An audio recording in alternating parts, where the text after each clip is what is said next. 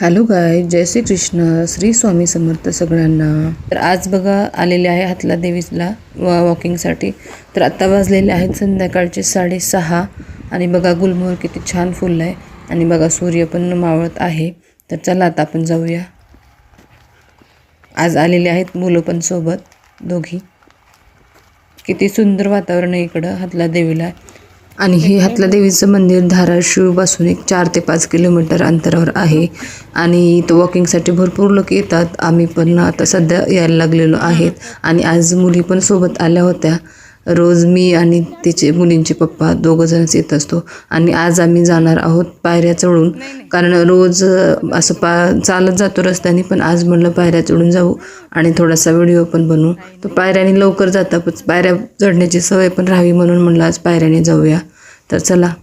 आणि तुम्हाला इथं जाण्यासाठी 2 रस्ते आहेत। एक तर हा आहे तो दिसतोय तुम्हाला समोर तो, आणि दुसरा आहे पायऱ्याने जाण्याचा मार्ग। तर तुम्हाला जो सोपा वाटतो तो जाऊ शकता, कारण पायऱ्याने लवकर पोहोचतं, पण पायऱ्या चढायला खूप अवघड आहेत।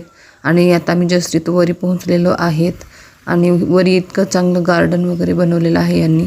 इथून आलो आपण वर, कारण जास्त व्हिडिओ घेतला नाही, कारण चालताना पायऱ्या चालताना व्हिडिओ घेणं शक्यच नव्हतं, कारण इतकं थकलो होतो ना आम्ही की म्हणून व्हिडिओ घेताच नाही आला। मग इथं थोडंसं बसलो आम्ही आणि इथं वर आल्यावर मुलांना खेळण्यासाठी वगैरे व्यवस्था केलेली आहे। तर तुम्ही इथं येऊन मुलांना घेऊन थोडासा टाईमपास करू शकता किंवा वेळ घालवू शकता। आणि गुलमोहर बघा उन्हाळ्यात किती सुंदर फुललेलं आहे।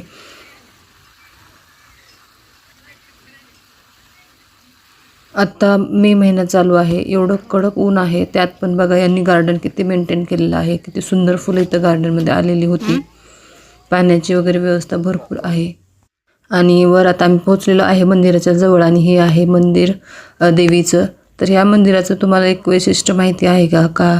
तर या देवीच्या मंदिरावर हे काय म्हणतात त्याला, छत घालू देत नाही। म्हणजे छत जेव्हा पण छत टाकलं तेव्हा ते छत पडलं असं इथले सांगतात लोक। तर ते एक चमत्कारच आहे। तर ही बघा देवीची अशी सुंदर मूर्ती इथं आहे।